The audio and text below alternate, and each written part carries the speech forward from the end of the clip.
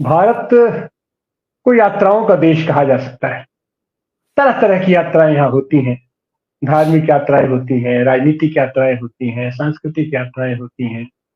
अभी अभी एक यात्रा निकल रही है, ढाई आखर प्रेम की, वो सांस्कृतिक यात्रा है। देश में शांति सद्भावना को लेकर के यात्रा चल रही है। एक यात्रा शुरू किए थे, गांधी यात्रा, बहुत मशहूर है गांधी जी। और उन्होंने पूरी पूरी सत्ता को, जिस साम्राज्य का सूरज नहीं अस्त होता था, उसको उन्होंने हिला दिया। उसी संदर्भ में तरह तरह की यात्राएं हुई हैं। और हमारा तो धर्म प्राण नगरी है। यहाँ हम पंचकोशी की यात्रा करते हैं बनारस में, और यात्रा करते हैं चित्रकूट की यात्रा हम करते हैं, यात्रा करते हैं। लेकिन इस बीच एक यात्रा चर्चा में है, राहुल गांधी की यात्रा। राहुल गांधी ने पिछले दिनों यात्रा शुरू की थी, कन्याकुमारी से लेकर कश्मीर तक यात्रा उन्होंने। और उस यात्रा से कांग्रेस को उन्होंने एक तरीके से पुनर्जीवित कर दिया। देश में जो कांग्रेस बिल्कुल हाशिए पे चली गई थी, और उसके पीछे और भी कारण है। तमाम मीडिया और तमाम सबको मिला करके ये जो सत्तारूढ़ पार्टी है, उसने कांग्रेस के पीछे लग गई, राहुल गांधी के पीछे लग गई, उनको पप्पू साबित करने में। और उसको उन्होंने उस मिथ को तोड़ा। जब वो पैदल चल दिए कन्याकुमारी से कश्मीर तक, तो एक हलचल मची, और देश में कांग्रेस भी है, पार्टी अभी जिंदा है, और राहुल गांधी वास्तविक रूप में उसका जो व्यक्तित्व है वो निखर करके सामने आया। और एक तूफान बचा। देखिए, 5 राज्यों का चुनाव हुआ। कुछ राज्यों में कांग्रेसी लोग बहुत ज्यादा उत्साहित हो गए। उनको लगा कि बस सब तो यात्रा हो गई, तो अब बस सब पूरे देश में हमारा कांग्रेस कांग्रेस तक छा गया। तो उसका उन्होंने प्रतिफल भी पाया, 5 राज्यों में जिस तरीके से उनकी करारी हार हुई। फिर एक बार पिछले बुधवार को राष्ट्रीय कांग्रेस की कार्य समिति की बैठक थी, और उसमें निर्णय हुआ कि राहुल गांधी को फिर एक बार यात्रा करनी चाहिए। एक तो दक्षिण से उत्तर तक की यात्रा की, अब एक बार पूर्व से पश्चिम तक की इनको पूरी यात्रा करनी चाहिए। और वो चुनौती राहुल गांधी ने फिर स्वीकार किया, और जिसके चलते 6,200 किलोमीटर की यात्रा 14 राज्यों से होकर गुजरेगी, 85 जिले, और एक व्यापक तरीके का कार्यक्रम उन्होंने बताया। और वह यात्रा शुरू होने जा रही है उनकी 15 जनवरी से शुरू होगी। मणिपुर से शुरू कर रहे थे। और वो मणिपुर, उड़ीसा, छत्तीसगढ़ और मध्य प्रदेश और उत्तर प्रदेश और होते हुए और बंबई इसका समापन करेगी 20 मार्च को। इसमें भी और यह यात्रा ऐसे दौर में फिर शुरू हो रही है जब इंडिया गठबंधन बना था। एक जोर शोर के साथ उबाल मारा था इंडिया गठबंधन, लग रहा था। और ये जो फिलहाल जो मौजूदा सत्ता है उसकी सांसें अटक गई थी, और वो पानी पानी हो गया था। और उनको नहीं सोच रहा था क्या करें। और फिर एक दौर में जब फिर एक बार नए सिरे से इंडिया गठबंधन अपने आप में अपने करवटे ले रहा है, और तमाम समीकरण बिखर रहे हैं, टूट रहे हैं, जुड़ रहे हैं। और ऐसी हालत में इन्होंने फिर एक बार आह्वान किया है कुछ यात्रा शुरू करने का, मणिपुर से मुंबई तक की यात्रा करने की। उसी यात्रा के संदर्भ में आज हम बहुजन संवाद पर उस पर चर्चा करने जा रहे हैं कि यह यात्रा क्या है, कैसे है, और आने वाले दिनों में इसका क्या इम्पैक्ट पड़ने वाला है। हमारे साथ जुड़े हैं गुरु नानक देव विश्वविद्यालय के राजनीति शास्त्र के प्रोफेसर जगरूप सिंह जी सेखो जी। आपका स्वागत है, अभिनंदन है। और हमारे साथ जुड़े हैं समाजवादी पार्टी के वरिष्ठ नेता, पूर्व विधायक शशांक, एडवोकेट शशांक यादव जी। तो हम शुरुआती दौर में हम शशांक यादव जी के ही पास चलते हैं।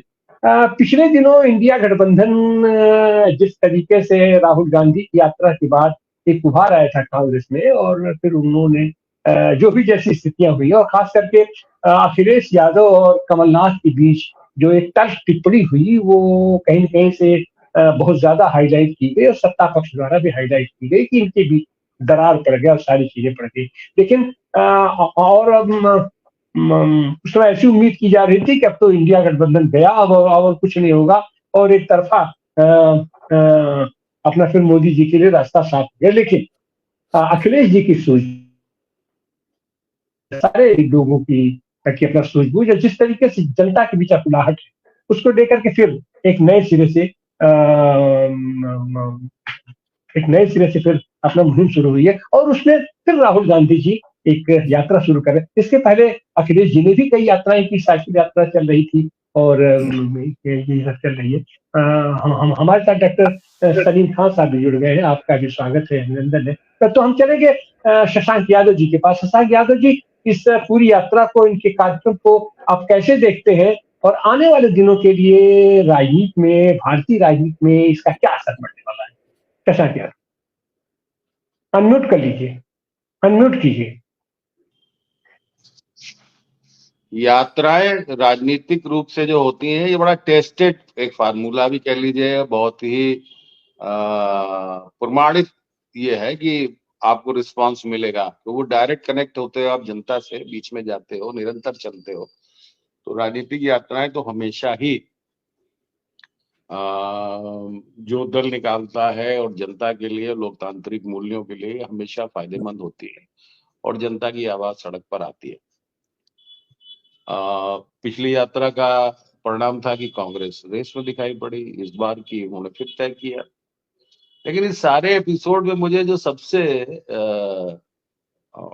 एक बड़ी अच्छी अटपटी सी लग रही है, कांग्रेस अभी भी लग रहा है सुपीरियरिटी कॉम्प्लेक्स के मूड से बाहर निकल नहीं पाई।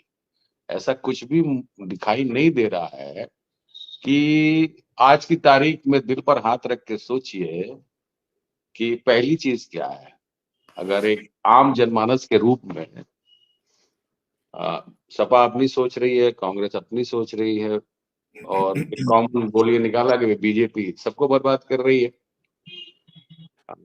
और मैं तो अक्सर कहता हूं कि नाव हमें भी चलानी है, नाव कांग्रेस को भी चलानी है, जनता दल को भी चलानी है, राजद को भी चलानी है। लेकिन जिस तालाब में नाव चलानी है, उस तालाब में इतनी ज्यादा जलकुंभी हो गई है, पहले सब मिलकर जलकुंभी तो हटाओ, फिर जिसकी नाव तेज होगी वो चलती रहेगी।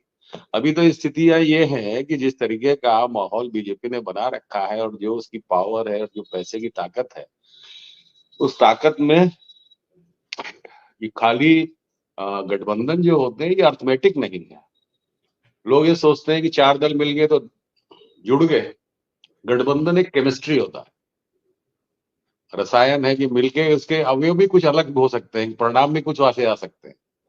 सपा बसपा गठबंधन हुआ था तो उस गठबंधन में लोगों ने जोड़ लिया मैथमेटिक्स में कि इतने सवाल वहां मिले थे, इतने मिलेंगे तो हम तो जीत जाएंगे।